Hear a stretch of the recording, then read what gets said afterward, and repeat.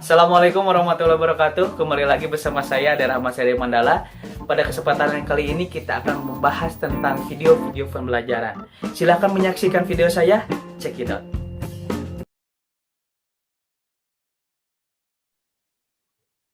Pada video kali ini kita akan membahas tentang aliran-aliran dalam filsafat Islam.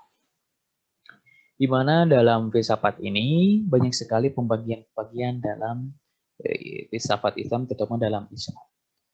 Setidaknya ada 3 aliran yang membahas tentang bagaimana aliran-aliran dalam filsafat Islam ini. Yang pertama ada aliran-aliran I'tiqad, itu adalah pendirian mengenai persoalan-persoalan keyakinan dari mazhab-mazhab, misalnya mazhab Salaf, Jabariyah, Qadariyah, Murji'ah, Mu'tazilah, Asy'ariyah, dan Maturidiyah, dan lain-lain sebagainya.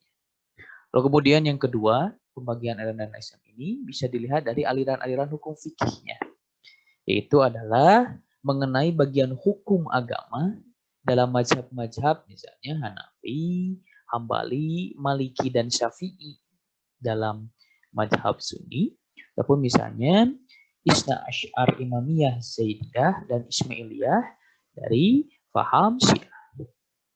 Kemudian yang terakhir ada berdasarkan aliran-aliran politik ataupun siasah yang akan disinggung dalam siasah kali ini, misalnya siasah dalam masa Nabi, masa Tabi'in, Bani Umayyah, Abbasiyah, walaupun misalnya berdasarkan golongan-golongan, misalnya Mu'tazilah, Syiah, Sunni, dan lain sebagainya. Jadi pembagian aliran dalam Islam ini bisa dilihat dari i'tiqadnya, bisa dilihat dari hukum fikihnya, dan yang terakhir bisa dilihat dari aliran politiknya ataupun siasahnya. Lalu kita akan membahas pada video ini tentang aliran-aliran pokoknya saja. Dan saya fokuskan kepada 4 aliran ini, yang dimana 4 aliran ini adalah 4 aliran paham ataupun paham awal dalam pengembangan filsafat Islam pada saat itu. Yang pertama misalnya ada aliran Syiah, ada aliran Khawarij, aliran Mu'tazilah, dan aliran Asy'ariyah. Yang dimana sekarang yang masih ada yang dan berkembang sangat pesat itu adalah aliran Syiah dan Asy'ariyah. Kemudian misalnya Mu'tazilah pun ada tapi jumlahnya sedikit, Khawarij pun misalnya sangat mungkin sedikit sekali ya, ataupun misalnya hampir punah aliran ini. Maka dari itu yang kita bahas yang pertama adalah paham aliran Syiah, yang dimana secara garis besar pokok pemikiran dari aliran Syiah, saya bahasnya pokoknya saja, tidak akan bahas tentang hal yang bersifatnya sensitif ataupun bisa menyinggung salah satu aliran dalam hal ini. Maka saya membahas tentang hal-hal yang sangat besar saja ataupun aliran-aliran pokoknya saja. Yang pertama adalah penunjukan imam setelah wafatnya Nabi itu ditentukan Nabi dengan nas. Artinya dengan meninggalkan nasihat untuk Ali bin Abi Thalib dan keturunannya. Jadi yang menunjukkan imam itu mengakui aliran Syiah ini, imamnya itu adalah setelah Nabi Muhammad wafat adalah berdasarkan nasnya. Artinya nasnya itu dari Ali bin Abi Thalib sampai dengan keturunan-keturunannya. Lalu kemudian ketika membahas tentang imam, paham aliran Syiah itu, imam yang diangkat itu harus maksum. Nah, maksum di sini adalah terpelihara dari dosa kecil dan dosa besar. Artinya ketika seorang imam itu, dia itu maksum. Itu terpelihara dari dosa kecil dan dosa besar seperti Nabi Muhammad SAW. Saya nanti ada beberapa aliran dalam Syiah, ada Syiah Isna Asy'ariyah ataupun Syiah Imamiyah. Nanti banyak sekali aliran-aliran Syiah Rafidah.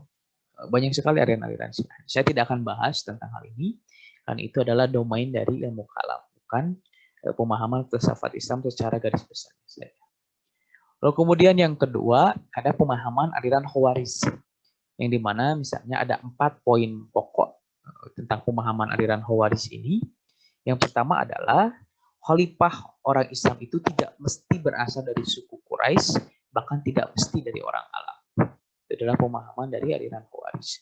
Kemudian yang kedua, pada saat itu kesalahan dalam berpikir dan berijtihad itu adalah dosa apabila terdapat pertentangan dengan pemikiran mereka.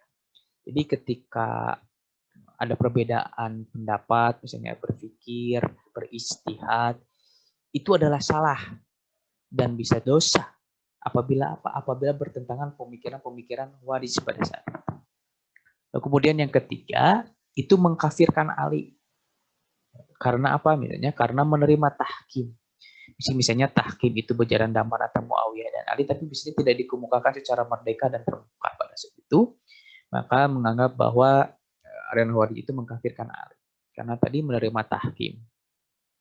Lalu kemudian yang keempat, ada salah satu mazhab dalam Khawarij ini, yaitu mazhab Asyrafiyah, yang berkeyakinan bahwa setiap orang Islam yang menyalahi pendiriannya, itu dihukum musyrik.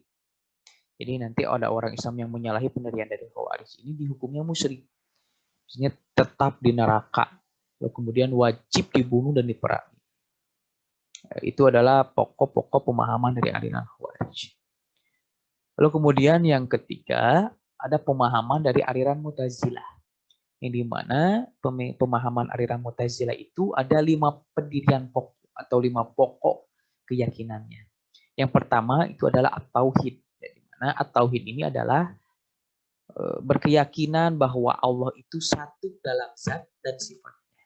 Jadi dalam sifat Allah itu adalah zat Allah itu sendiri. Jadi zat dan sifatnya itu adalah satu. Itu berdasarkan pokok yang pertama. Pokok pemikiran yang kedua itu adalah al-adil. Al-adil itu adalah bahwa Tuhan itu adil. Yaitu bahwa manusia itu diberi kemauan yang merdeka untuk bertindak dan tidak digerakkan oleh kodrat dan iroda Tuhan saja. Jadi al-adil itu bahwa manusia itu diberikan kemauan yang merdeka untuk bertindak. Artinya tidak digerakkan oleh kodrat dan iroda dari Allah Subhanahu wa taala saja. Lalu kemudian yang ketiga, pemahaman aliran Mu'tazilah ini yang paling terkenal adalah al-manzilah baina manzilatain. Itu adalah pemahaman yang memberikan kedudukan terhadap orang Islam yang mengerjakan dosa besar. Jadi bagi orang Islam yang mengerjakan dosa besar itu akan ditempatkan pada suatu tempat antara orang kafir dan orang mukmin. Makanya disebut al-manzilah baina manzilatain. Dia berada di antara posisi. Lalu kemudian yang keempat, ada pemahaman al-wa'ad wal-wa'id. Al-wa'ad wal-wa'id ini adalah jika Allah menjanjikan pahala atas suatu kebajikan, meski dikerjakannya, dan apabila ia menjanjikan siksaan atas sesuatu kejahatan, maka janjinya itu pun wajib ditepati. Artinya misalnya Tuhan di sini tidak berhak memberikan ampunan atas janji yang sudah ditepatkan. Jadi kalau sudah janji tidak boleh diingkari. Meskipun itu ada pada sosok Tuhan itu sendiri. Itu adalah pokok pemahaman dari al-wa'ad wal-wa'id. Lalu kemudian yang kelima, yang terakhir, ada pemahaman amar ma'ruf nahi mungkar. Yang dimana amar ma'ruf nahi mungkar menurut pemahaman Mu'tazilah itu berdasarkan akal manusia. Bukan berdasarkan perintah Allah dan Rasul-Nya. Itu adalah 5 pendirian pokok ataupun pemikiran-pemikiran pemahaman pokok dari aliran Mu'tazilah. Lalu kemudian yang terakhir ada pemahaman aliran Asy'ariyah. Pemahaman aliran Al-Asy'ariyah ini bertentangan dengan pendirian Mu'tazilah yang tadi disebutkan ada 5 pokok. Tadi itu bertentangan terhadap 5 pokok tersebut. Misalnya yang pertama, itu membahas tentang sifat Allah itu bukan zatnya. Tapi misalnya tambahan atas zatnya. Sifat Allah itu adalah tambahan atas zat Allah Subhanahu wa taala, dan tidak satu. Lalu kemudian yang kedua, setiap manusia itu berbuat atas kehendak Tuhan. Artinya manusia itu berbuat atas kehendak Allah. Tidak mempunyai kemauan yang secara bebas yang tadi dikemukakan oleh Mu'tazilah. Lalu kemudian yang ketiga, Allah itu tidak wajib memenuhi janji atas kebaikan dan atas kejahatan. Dengan memberikan pahala pada yang berbuat baik dan menyiksa bagi yang berbuat jahat. Itu nanti adalah hak prerogatif Allah. Karena dia adalah Sang Maha segala-galanya. Kemudian yang kelima, itu adalah balasan yang berlainan dengan janji itu boleh dilakukan Allah. Jadi balasan yang berlainan dengan janji itu boleh dilakukan Allah. Karena misalnya tidak satupun yang mewajibkannya itu untuk menepati janji tersebut. Karena tadi tidak ada satupun misalnya yang mewajibkan untuk menepati janji tersebut. Lalu kemudian yang selanjutnya, orang yang berbuat dosa itu tidak diletakkan pada tempat antara orang mukmin dan orang kafir. Jadi tetap dia bukan berada di tempat mukmin dan kafir yang disebutkan dari aliran Mu'tazilah tadi, ataupun yang disampaikan bahwa yang Mu'tazilah tadi kan bahwa orang yang berbuat dosa besar itu di antara orang mukmin dan kafir. Asy'ari itu menolak pemahaman tersebut. Dan yang terakhir berkenaan tentang amal ma'ruf nahi munkar, pemahaman aliran Asy'ariyah itu diwajibkan karena dasar Al-Qur'an dan hadis, bukan karena penetapan akal manusia. Jadi ingat, ketika melakukan amar ma'ruf nahi munkar itu diwajibkan atas dasar Al-Qur'an dan hadis, bukan berdasarkan penetapan akal manusia. Jadi dia menentang pemahaman-pemahaman dari Mu'tazilah. Maka walaupun tadi ada perbedaan mazhab ataupun perbedaan aliran-aliran di awal perkembangan Islam pada saat itu, namun misalnya aliran-aliran tersebut melahirkan mazhab-mazhab yang banyak berbeda satu sama lainnya. Namun misalnya dalam pendiriannya itu mengenal istilah usul dan furu. Jadi bukan dalam tataran akidah.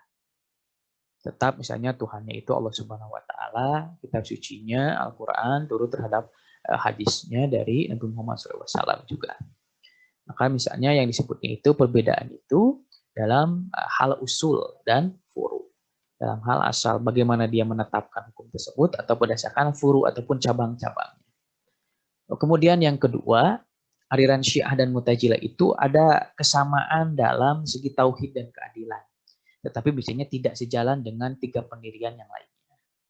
Kemudian aliran Syiah juga sepahaman tentang Asy'ari dalam masalah dosa besar, dosa kecil, dan amar ma'ruf nahi munkar.